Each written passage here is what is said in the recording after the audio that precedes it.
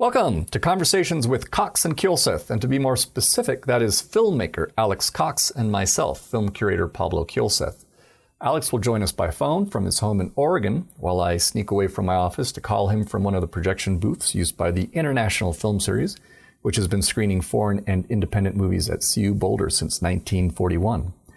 We will keep our chats to about 20 minutes as we discuss whatever movie-related topics grab our fancy. Thanks for joining us. Okay, action. Night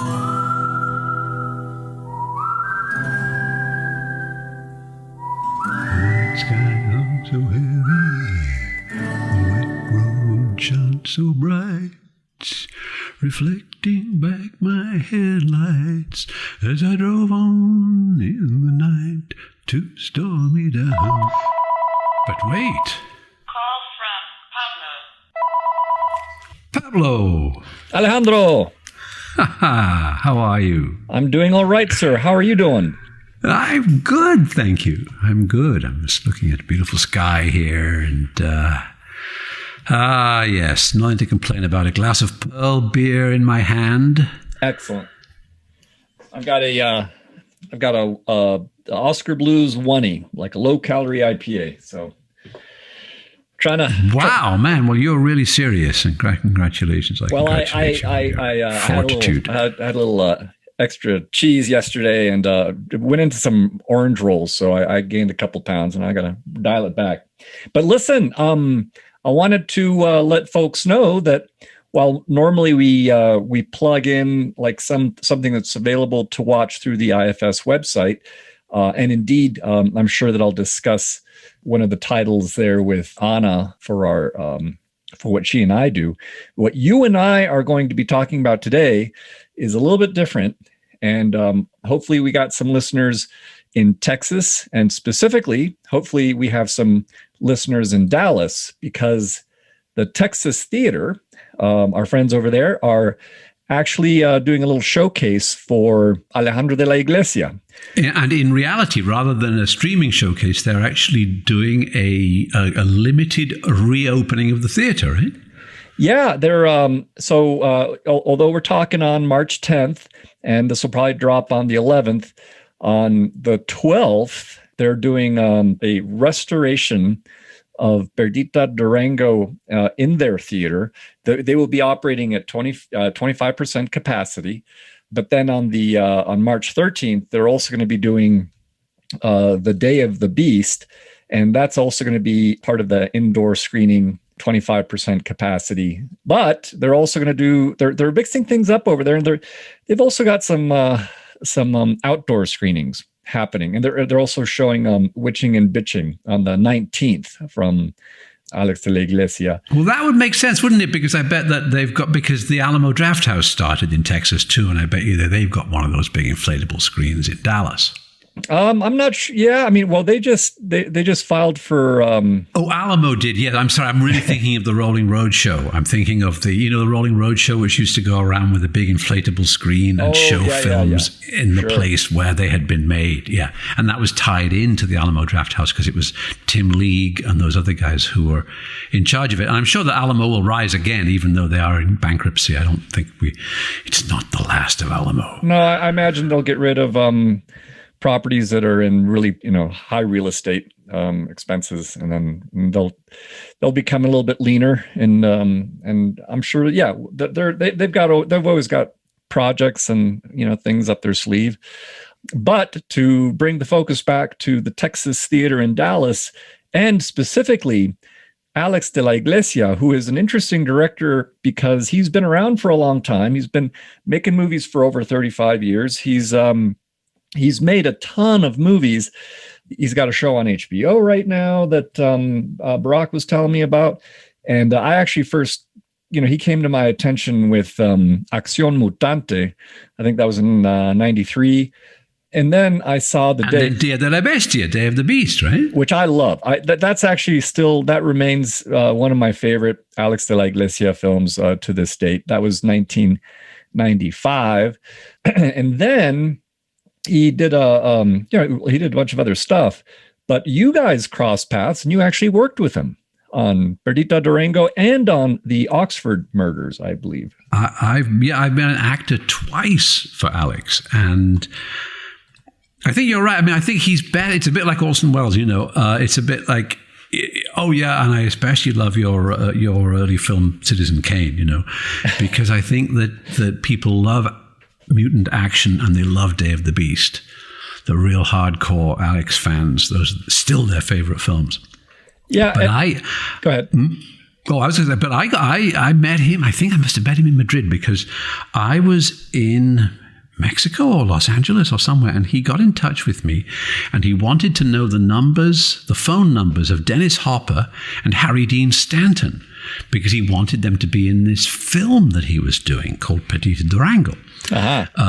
And I actually knew their phone numbers and said, okay, sure, I'll give you their numbers, And so, but I said, I think Dennis is probably going to be too expensive. And Harry doesn't like to travel. I, however, do like to travel, so bear me in mind when you're casting. In the end, he cast a relatively unknown actor called Jim Gandolfini in the Harry Dean Stanton role. And I got to play the sidekick of Jim Gandolfini in Perdita Durango, which is the film that's going to be playing at the Texas Theater. And so that was pretty cool. Well, I have to say that I haven't seen Perdita Durango since it first came out. I think I was probably working at the video station when I did see it, maybe on Laserdisc. You saw it on Laserdisc, right? Yeah, probably. But it's funny because, well, first, just Gandolfini, I mean, they put him through the windshield, literally through 3 different windshields. Yeah. Yeah, his character is constantly being abused, and most of the characters that he associates with get murdered. Yeah. My character makes it all the way to the end of the movie. I don't demise. We don't get to see you as the audience. We don't actually get to see you until about the halfway mark. And then, and it's really impressive because, there's a lot of mayhem. There's a giant shootout, and then you get to see a helicopter, but you're seeing the helicopter from above, so you know that you've actually got 2 helicopters in this. 2 helicopters. and then the camera comes down, and then I mean, do you want to come on, describe to people? Well, it's actually, I mean, there's some pretty well staged action in the film, and there's like a truck that's full of these like stolen fetuses, human fetuses that are all in dry ice in the back of this truck, and there's these like real kind of over-the-top bad guy actors kind of like driving the truck, and there's going to be some kind of handoff or trade-off of the fetuses, and then it all goes to heck because Gandolfini and his henchmen show up. Right. And then he gets all his henchmen killed. He goes through the windshield for time number 1 or 2 or whichever one it is, and then I show up, and I didn't know what I was doing or where I was supposed to be. I thought I was supposed to be an FBI agent. So I decided I was a Mormon FBI agent, grieving over the fetuses which had been left lying in the road after the truck crashed. And that governed my performance thereafter. But so that's how we see you. We see you actually with this prop fetus, and then you hand it over to someone else, and you say, please make sure that you see that this gets a proper burial. And then the person is like, oh, thank you. Stuck holding this rubber baby. Yeah. And thereafter, because I didn't have much dialogue, I just repeated everything Jim Gandolfini said. Because funny. I was his assistant, and so he would say stuff, and I would just repeat it.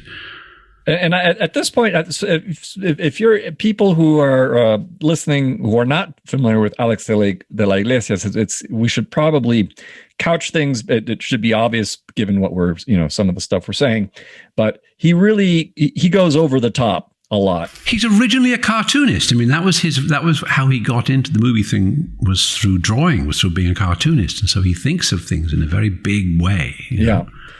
Oh, but in Perdita Durango, this is a film that Brock actually, he kind of mentioned it's a good pair up with Wild at Heart. It shares because of the character, because the character of Perdita Durango is played by Isabella Rossellini in the previous Perdita Durango film, right? Which is and the author they share the same author. Barry Gifford. Barry Gifford wrote both. That's right. Now, you then also went on to act in The Oxford Murders, which came later. And this happened exactly the same way because I was in Liverpool at that time. I was working on a project, on an educational project. Todd was building like a film school in Toxteth in Liverpool. And I was kind of on the periphery of that. And I got a call or an email from Alex de la Iglesia saying, do you know the telephone numbers of Michael Caine and Laurence Olivier, because I'm coming to London to make a film. And so I emailed him back and I said, well, no, I don't know their numbers, but Michael Caine I think would be too expensive for you, and Laurence Olivier is dead. But I am alive. Oh my gosh. This is, so for those of you people out there with a deep Rolodex, this is, there's a mine, you have a gold mine if you have a lot of good phone numbers, apparently. That's the takeaway here. If only I had Laurence Olivier's phone number in heaven, who knows how it would have worked out, Well, I just want to commend you, sir, for the fact that The Oxford Murders, which that was released in 2008, and I actually think that your performance in that movie is the highlight of the film. And I'm not just blowing smoke up your ass, because I actually, to this day, if I have some friends over and I want to show them a little a clip of of you acting, my favorite is because what is it with your character? Can you describe it to listeners? What and sadly, you won't be able to see this at the Texas Theater, but it's okay because unfortunately what I'm about to describe is framed within a 2-hour really boring murder mystery, like a Miss Marple thing, but moves really slowly and is really not very well done. But in the middle of it, there's like a 10-minute sequence in which my character appears. And he's like a brilliant mathematician scientist who goes mad and bits of his body start falling off. He throws televisions out of the window. He ends up in a wheelchair. He sticks an electric drill in his brain and ends up in a box, or rather ends up a kind of a disembodied living corpse with no legs and only one arm, lying on a slab in some kind of a hospital or medical facility, which involved me being squeezed into this little box and staying in there for like half a day, and it was all done in London in this disused hospital, and they built this kind of torture device for me to get in this little box, so it would look like I had no legs and only one arm. And the prop guy, as he's putting me in there, goes, well, how long do you think you can stay in here, Governor? And I say, well, how long do you need me to stay in here? And he goes, well, the problem is, you see, every time you get out and go back in again, it takes about half an hour, 45 minutes to get it right. So longer you can stay in, Governor, the better. So I stayed in the box all day long, and freaked out and grunted and groaned, and the other actors looked tragically sad at my plight. And at the end of the day, when they let me out of the box, they rewarded me with a beverage which is apparently quite popular in England and comes in a tall frosty glass called beer. Nice. That was I think I took a screen grab when I saw you up there without your limbs, just freaking out. That was and you shared because that was with Elijah Wood and John Hurt. Did you get to talk to John Hurt at all? Again, and super lucky because like I got on the other film with Alex, I got to act with Jim Gandolfini and some other very good actors, and on this I got to act opposite John Hurt. Yeah. And I said to him at lunchtime, man, you must have done them all, right? You've done like the Bard, you've done like the Prince of Denmark and the Dane and all that stuff, and the Scotsman, right? Scottish play. And he goes, no, all I do is films and telly. I've never set foot on a stage, Wow. So that was amazing as well. And then working with him, it was okay as long as I had my limbs.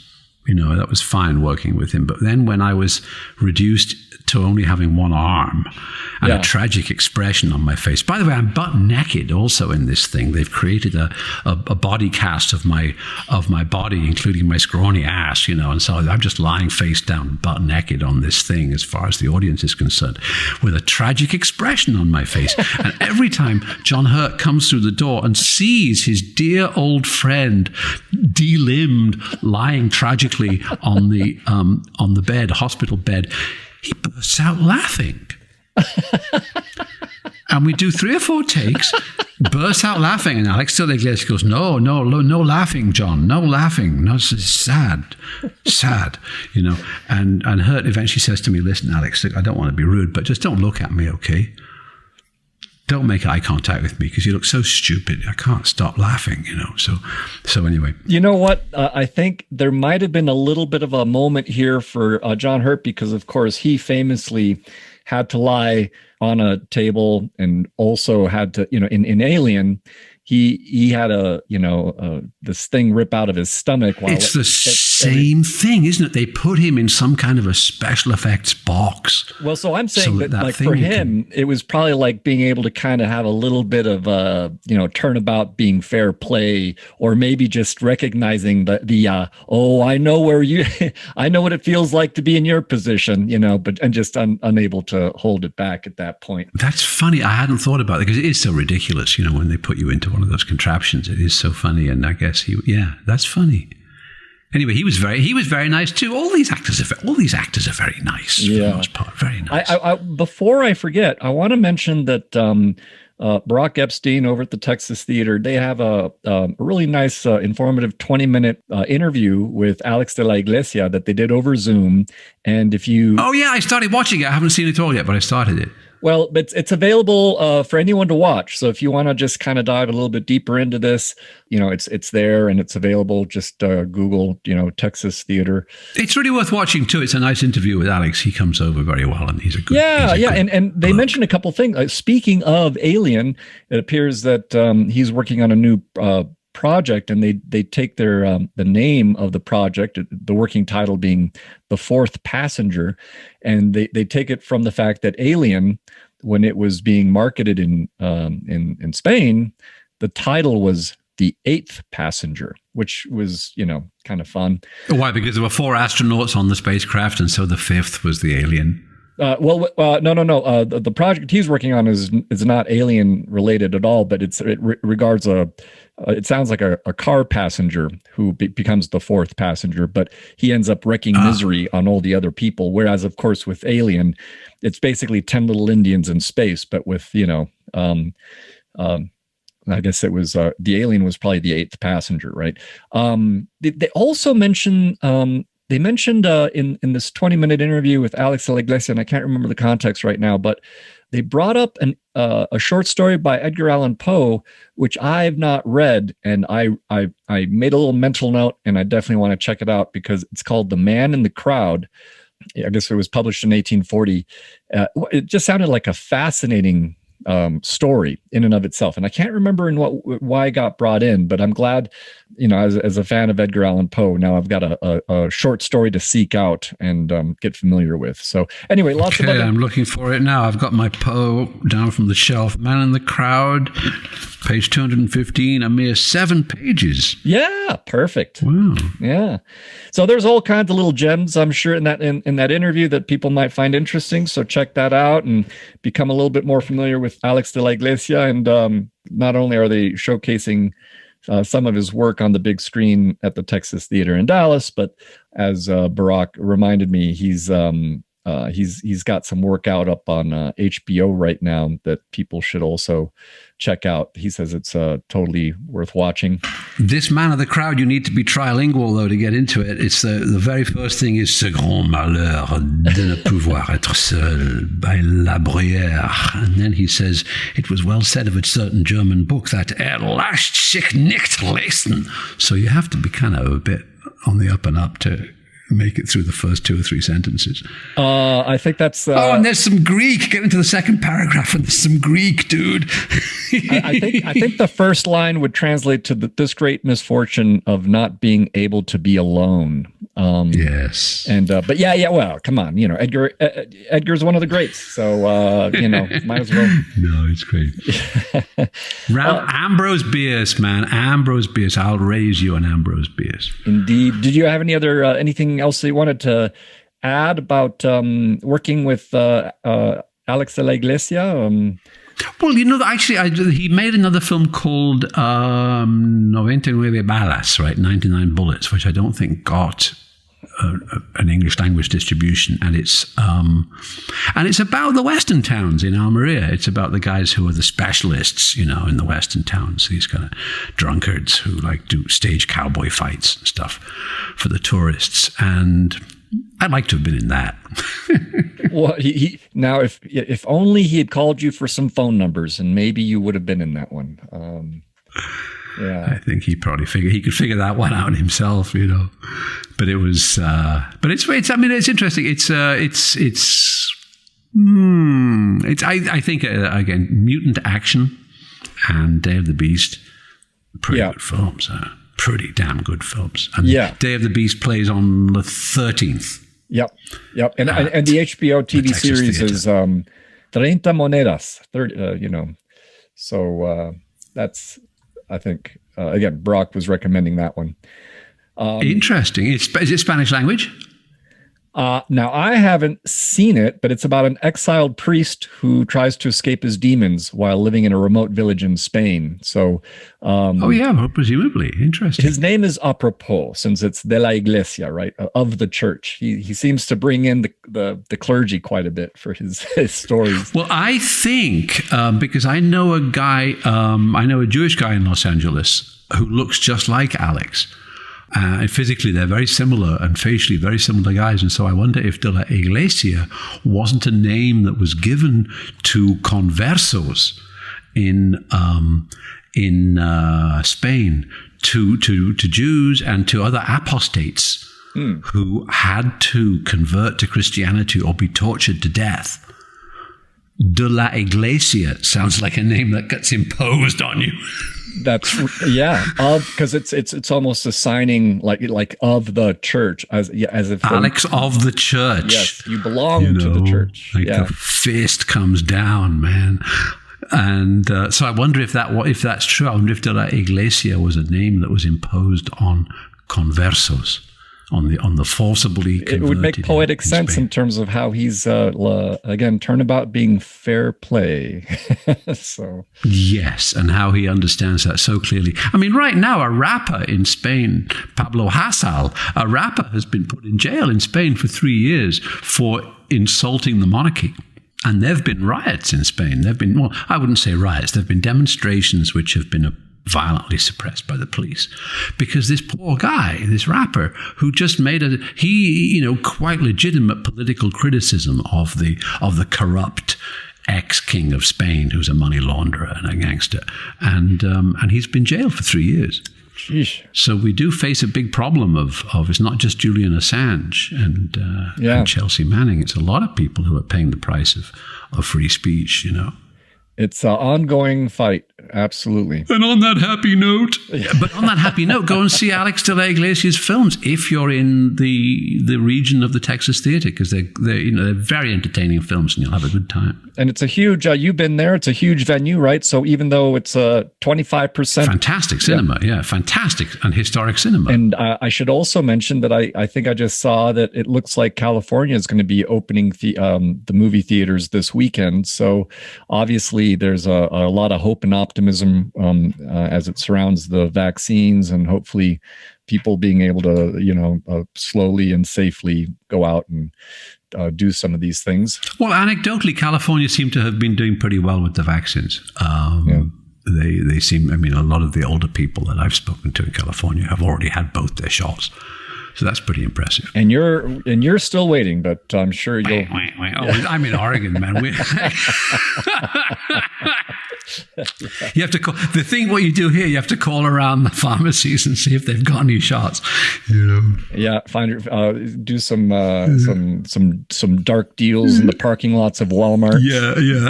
And maybe if they haven't got all their shots and you show up at 4 p.m, maybe they have a couple left. They'll give you one of the bum in the parking lot. And I almost forgot to mention. I'm not joking. I'm not joking. That's true. I know you're not joking. I just wanted to mention 2 other things because I spaced saying this, but in Perdita Durango, there's one scene that takes place in the it's like this cemetery for airplanes where. Oh yes, outside Tucson. Yeah, and I've always heard of that place, and I what a great location. Oh my, I think you could shoot an entire movie just in that location. And the other thing I wanted to mention is that there's this scene where one of our protagonists basically pays money to grip bars that are attached to to be electrocuted. Yeah, to a car battery. In Tijuana. Yeah, or whatever the border town is that they're crossing at. Well, I have to say that when I remember being in Mexico with some cousins, and that was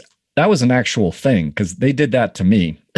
Yeah, no, I did it too. That's what gringos do. They have a guy who goes around and he gives gringos electric shocks, and they pay him to do it. I mean, I didn't pay for it, but it was definitely it was considered a game to see how somebody how high. Paid him. One of your friends paid him.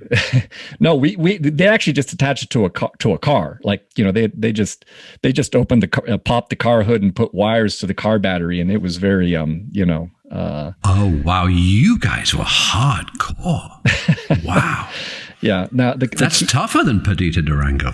Well, the key to anyone listening is that when you do that, you can no longer ungrip the bars, and you will be at the mercy of whoever is controlling the dial for that dial, or for the car battery electricity.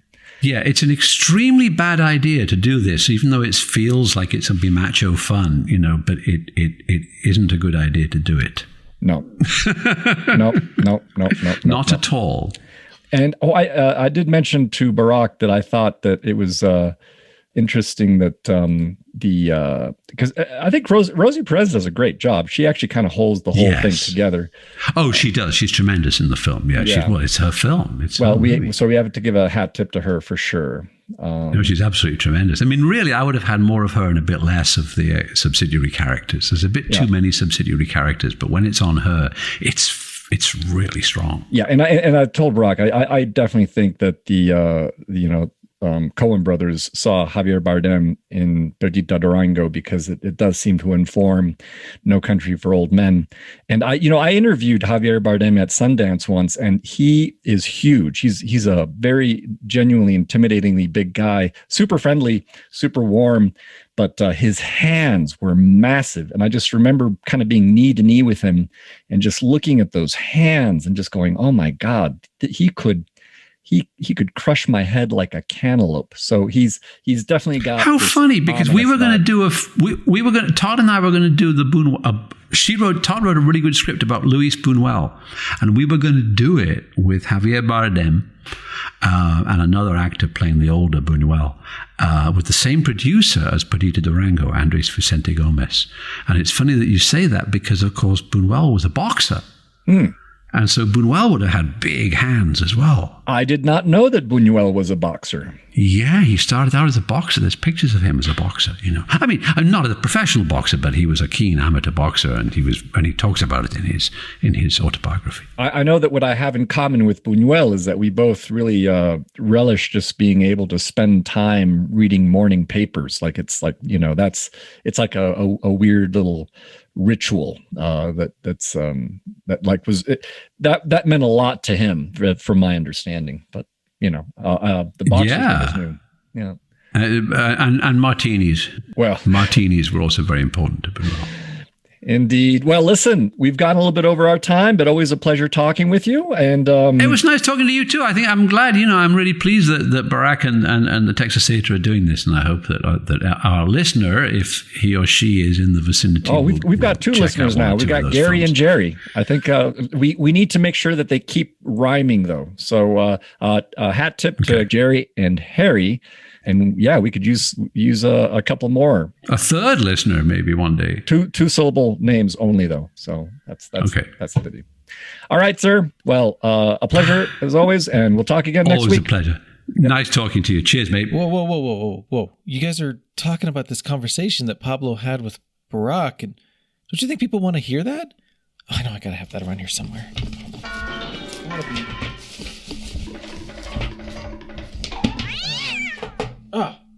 Here we go. Well, I've got with me a special guest. He's been with us before, Barack Epstein. He programs the Texas Theater in Texas, and you've got Barack. You got a special thing happening, right? You're highlighting a director, and we were actually just gabbing about him, and we figured, well, hell, let's just go live on this recording and let you launch into it. Yeah, totally. Thanks, Pablo, and thanks for having me on again on your prestigious podcast.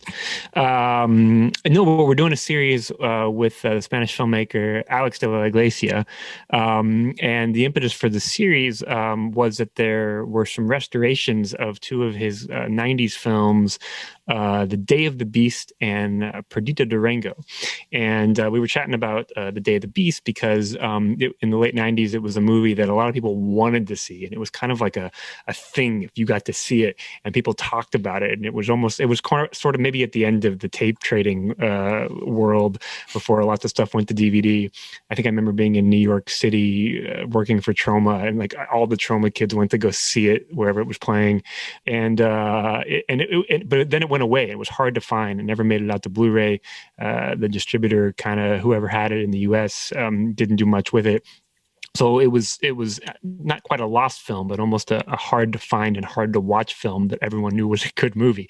So when we found out that Severin had partnered with AGFA to do some 4K restorations of this film and then Perdita Durango, we wanted to do it as a series. And then we also added a couple more of his more recent films, The Last Circus, which came out in 2010 from Magnolia, and Witching and Bitching, which came out in 2013 from IFC. Which is, we should talk about that if you want, but that movie is just fucking crazy. It's a good one. But one of the reasons I was chatting with you guys is I'm a big fan of Alex's films, from lots of them, and he's very prolific, as you know. He's made tons of movies, so it's not crazy that I missed a few. And one of the ones that I'd missed was Perdita Durango. It was just off my radar, and when I got to see this restoration, I was like, holy crap, how have I not seen this movie before? There's tons of echoes of True Romance and Straight to Hell. And when I was thinking about Straight to Hell while I was watching, all of a sudden Alex Cox is on screen, and he hangs out with James Gandolfini in several scenes. And I was curious if you guys knew about this restoration. Well, it's actually, and this was Perdita Durango came out it was a few, like 6 months before Gandolfini then got sucked into the world of making, Sopranos. Of course, The Sopranos. And I'll double check with Alex when I'm talking with him, because I have a feeling that he might not have actually seen all of Perdita Durango until you shared that restoration link with him.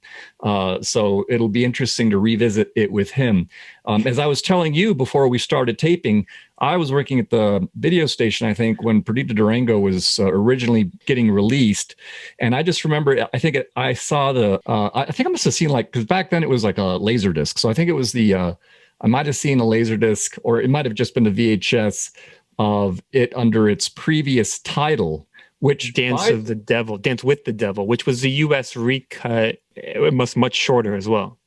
And not only that, but I have to say, I just popped up IMDb. It is still listed on IMDb under the primary page as Dance with the Devil, 1997, which I think is really strange. I always thought of it as Perdita Durango, and if I recall correctly, they cut the original release, really cut out a lot, like a half hour or something. Wasn't it a big chunk of time? It's like 10, 15 minutes, but enough of a movie like this where you're like, what's happening? But it seems like maybe, and when I was watching it, I was having the same thoughts you have. I was like, why didn't this become True Romance? And of course, True Romance only became True Romance 10, 15 years after it came out also. But and also it was written by Barry Gifford as either maybe a prequel or a sequel to Wild at Heart. There's definitely some connections there and some similarities to Wild at Heart. But I'm wondering if they just couldn't figure out how to market it as in the U.S. Maybe it came out in bigger capacities in Spanish-speaking territories, which is maybe ironic because the movie's 90% in English. Javier Bardem is speaking English, Rosie Perez is speaking English, James Gandolfini is clearly speaking English. But there may be a little bit of that Dario Argento style production where some people are just speaking the language of their native tongue and then they later dub to the country of release. There could be some of that in the film, but maybe they just couldn't figure out how to release it. And whoever was doing it might have been Artisan, I want to say, at some point dumped the DVD and made that Dance with the Devil version. And all of a sudden, James Gandolfini is the top credited person. Right. This is also several years before. I mean, Javier Bardem was a name, but he wasn't No Country for Old Men. But I think the Coen brothers must have seen him because, for sure. Yeah, I mean, this definitely seems like a template for his performance in their film. So Rosie Perez was obviously the biggest name at the time when they were making this film. Well, and it is her film. Like, she's and it's kind of fascinating to see it now because when we first see her, she's at an airport with an airplane in the background, and it's just funny because now, of course, you can watch her currently working on the flight attendant. Oh, is she in that? Yeah, so she's in that. But I just wanted to rewind and let folks know that I came to Alex de la Iglesia early on with Mutant Action, which is just, it's got science fiction and it's got lots of shoot 'em ups and it's got fantasy elements. And I remember just being like, oh my God, what is this? And then as I was telling you, I was lucky enough to see The Day of the Beast at the American Film Market on a 35 millimeter print in a theater by myself. And that was just one of the highlights of my life. Do you want to share with people the premise for The Day of the Beast? Because I think it's got one of the most fun and the best premises that you can, think of for a film of this type. Well, Day of the Beast is about like a priest who's trying to stop like a Christian insurrection by a demon by committing as many sins as he can so he can invoke the beast on Christmas Eve. And then he enlists this like heavy metal dude. I can't remember really why he enlists him other than they both like heavy metal. And they take over a crazy talk show host to make this thing happen. And the movie is just fucking bonkers. I love that movie. Now remind people how you've got a hybrid situation going on, right? Where you've got a big theater. How many seats? Remind me. It's 650. We're actually doing a renovation where we're going to add some more and add a whole new auditorium upstairs. We're actually building a 170 seat auditorium plus building additional 25 seat row for our new auditorium. So we're going to have like an 850 seat combined over two auditoriums room when we're done in the summer. But we're doing some indoor at very, very limited capacities, not even close to that. We're doing like 20-25%. And then we're doing a lot of our drive-in still outside in our parking lot. So the De La Iglesia series is half in our parking lot and half indoors under limited capacities. So if you happen to be hearing this and you are anywhere near Texas or have a way to get to the Texas Theater, what are the dates and it's through the 19th. So I don't know when you're going to have this posted, but also if you're listening to this and you just want to hear more about us talking Alex de la Iglesia, we do have a 25-minute interview we recorded with Alex from the set of his new movie in Spain. He took time out of literally after he wrapped in his hotel room to talk with us. And we've got that up on our Patreon channel on the TexasTheater.com. So I encourage you to check that out from wherever you are. That was a cool. I checked it out, and it was and actually what was fun for me, there were some little tidbits in there. I didn't realize what the title for Alien was when it was released in Spanish in Spain, which was The Eighth Passenger, which is kind of a fun title. And so he's got this project called currently the Fourth Passenger. So it's a little bit of a play on that title. But yeah, he's De La Iglesia has been working in the business for over 35 years. He has got so many movies to his name. And most of the films that I've seen of his, and I can't even, it's basically the tip of the iceberg stuff, but never a dull moment. I mean, the guy knows how to really sort of shake things up and surprise you with stuff that's just batshit, out of left field. And also, everyone should be watching his new show on HBO, 30 Coins, if you have. Oh, right. Yeah. Have you? No, I haven't seen it yet. Have you had a chance to check it out? I power watched it. I watched all 8 episodes. It's great. And they're all over an hour. I mean, it's not a short series. Yeah. But it follows along a lot of his tropes of religious themed horror. Yeah.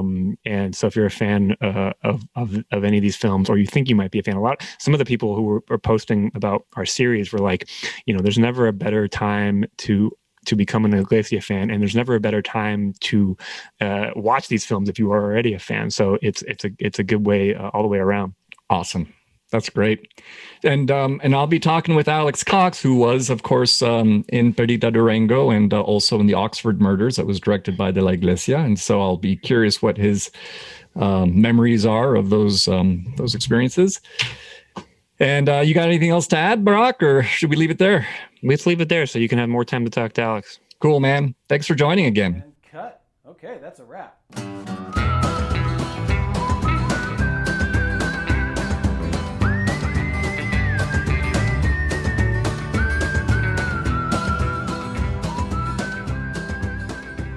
Thanks again for joining Alex Cox and myself today. I'd like to thank Jason Phelps for handling the audio and Ted Thacker for letting us use the intro to his song, The Ballad of Slim Cessna, for the musical cues that bookend these conversations.